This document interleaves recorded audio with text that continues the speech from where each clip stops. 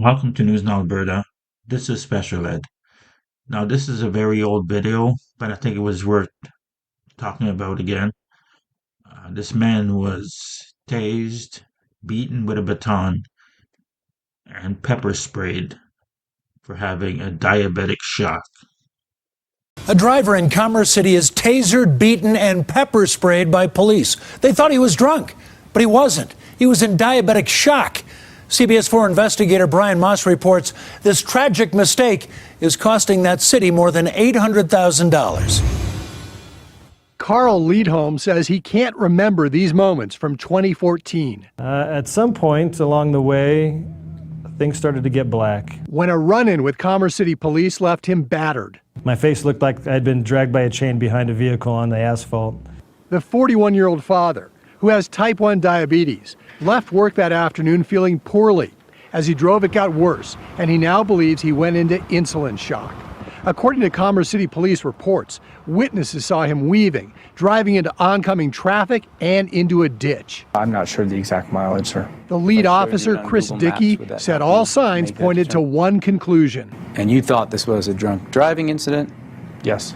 How much had you had to drink before that incident? Nothing. I've never had a drink of alcohol in my life. By their own account, when police finally got Liedholm's truck stopped, he was forcibly removed, thrown to the pavement where he curled up in a fetal position. Unaware of his medical condition, when Liedholm did not obey commands, officers hit him with batons, tasered him 5 times, and pepper sprayed him in the eyes. Very important to mention here that he wasn't fighting back. All he did was fall into a fetal position, and they beat him, pepper sprayed him, and tased him because he wouldn't listen to them. I'm coming out of this saying that I'm diabetic, I'm sorry, I don't know what happened, and they're telling me, that's a load of shit. F you, you're not diabetic. If you were diabetic, you wouldn't be fighting us. Paramedics arrived and said his blood sugar was about a third of what's normal. Officers concluded he had not been drinking. Liedholm's lawyer says what happened here clearly highlights one thing. I don't think any of them had adequate training on how to recognize these signs of, in this specific instance, the diabetes that Carl was having.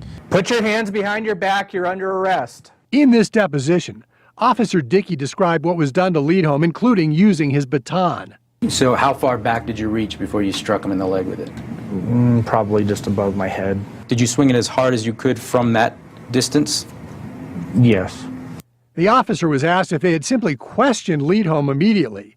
Could this all have been avoided? There is a possibility that information could have been obtained at the beginning, yes. Now, Commerce City will pay $825,000 and avoid going to trial.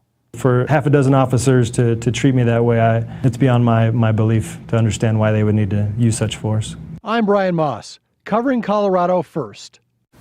Commerce City tells us it decided to settle the case to avoid a trial and a potential appeal. It says it does have insurance that will cover nearly the entire settlement amount. It's not beyond my belief. They do it all the time. He admitted that if he would have talked to him, they could have figured out that he wasn't drunk, that he was in diabetic shock. Like he couldn't get out of the vehicle, so you pull him out of the vehicle and you beat the hell out of him for being in a fetal position. This guy lawsuit was worth a lot more than $825,000.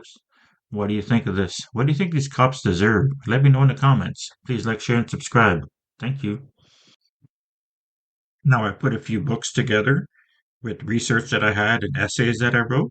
Now these are 2 of them. They're how to be auditors in Canada and the US. So you can check them out on Amazon, Kindle, Kobo, and other online sites. And please make sure that you buy the right one for your country. There's the Canada one and there's the US one.